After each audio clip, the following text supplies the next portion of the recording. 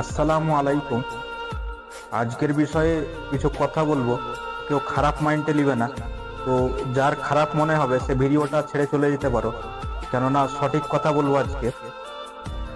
এখনকার যুগে যে নারী পুরুষগুলো খারাপ লাইনে চলছে তাদের বিষয়ে কথা বলবো। বিয়ের আগে যেই ছেলে মেয়েগুলো এই খারাপ কাজ করছে, ফোনে কথা বলছে, তারপর যে একটা হারাম সম্পর্ক করছে, এই বিয়ের আগের সম্পর্ক কোনো মেয়ের সাথে করলে সেটা হারাম। এখনকার ছেলে মেয়ে কেউই মানছে না। তো এখনকার যুগে প্রেম ভালোবাসা চলছে, এইসবগুলো একদমই হারাম। তো ছেলে মেয়েগুলোকে শুধরানো দরকার, যে বিয়ের আগে সম্পর্ক করছে, যে প্রেম ভালোবাসা করছে, তো এগুলো চলবেই না, এগুলো ইসলামে হারাম।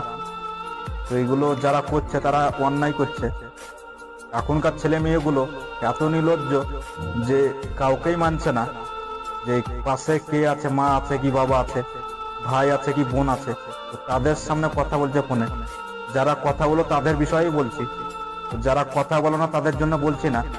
যারা ফোনে কথা বলো, এই মা বাপের কথা মানো না, মা বাপের কথা শোনো না, তাদেরকেই বলছি। তো খারাপ মাইন্ডে কেউ নিবে না এইসব কথাগুলো। সব কথাগুলো আমি হক কথা বলছি, ইসলামের কথা বলছি, কেননা এগুলো কোরআন হাদিসের কথা। যার ভালো লাগবে সে মানবে, আর ভালো লাগবে না সে মানবে না। নিজের লাইফ নষ্ট না করে ভালো লাইনে চলো, ভালো পথে চলো, তাহলে লাইফে কিছু করতে পারবে।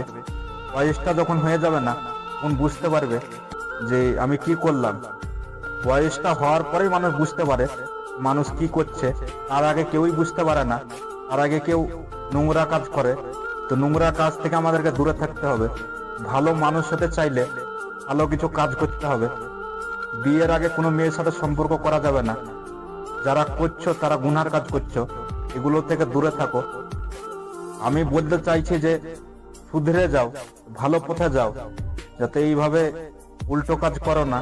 তো লাইফে পস্তাবে, যখন বয়সটা হবে ফোনে একটা আফসোস করবে আমি কি করলাম, কি করছি। বয়স না হওয়ার আগে কেউ বুঝতে পারে না, এরকম আমরা বুঝছি যে বয়সটা হওয়ার পরে যে কি করছি, আমরা কোন লাইনে যাচ্ছি, আমার লাইফ কোথায় যাচ্ছে, পরেই বুঝতে পারছি। তার আগে কিছুই বুঝতে পারেনি, তার আগে জ্ঞান থেকেও আমরা বুঝিনি কি করেছে লাইফে।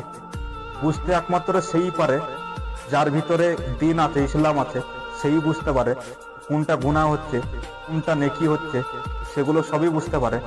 তো আমাদেরকে বুঝার তৌফিক দেয় যাতে আল্লাহ, হেদায়েত দান করে যাতে আল্লাহ আমাদেরকে। তো ভালো লাইনে চলি।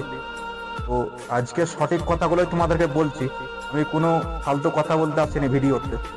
যেগুলো সঠিক কথা সেগুলোই তোমাদের সামনে শেয়ার করছি, সেগুলো তুলে ধরছি।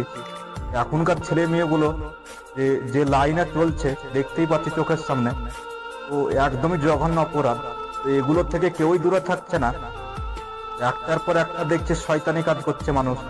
কেউ ফোন নিয়ে ব্যস্ত থাকছে, তো কেউ কথা বলছে ফোনে। তো আমি হক কথা বলে তোমাদেরকে বলছি, এগুলো করতে হয় না।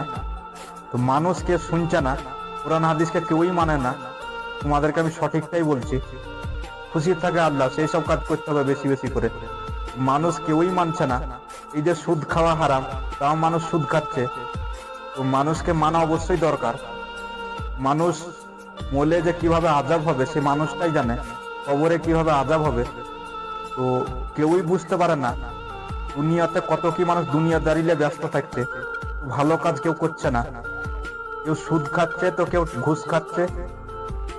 ঘুষ খাওয়া ইসলামে হারাম, সুদ খাওয়া হারাম আছে, ইতিমের হক মারা হারাম আছে। কেউই মানছে না এগুলো। তো এগুলো মানা দরকার, অবশ্যই মানা দরকার মানুষকে। মানুষ কেউই মানছে না। মানুষ নিজে নিজেকে বড় ভাবছে আর অন্যদেরকে ছোট চোখে দেখছে। তো এগুলো হচ্ছে একটা অন্যায়। লাইফে কিছু করতে চাইলে ভালো কিছু করো, ভালো কিছু শিখো, তাহলে লাইফে উন্নত হবে। তাছাড়া কিচ্ছু হবে না। তাছাড়া এইভাবেই অশান্তি হবে, লাইফে পিছিয়ে যাবে। মা বাপকে কখনোই কষ্ট দিও না, মা বাপকে ছাড়ো না। মা বাপের বদদুয়া লেগে যায়, মা বাপকে কষ্ট দিচ্ছ, তারা অন্যায় করছো। তো তোমাদেরকে বোঝা দরকার, মা বাপ মানুষ করেছে, তুমি মা বাপকে কষ্ট দিচ্ছ। তো লাইফে কিছু করতে চাইলে ভালো কাজ করো, মা বাপকে দেখো,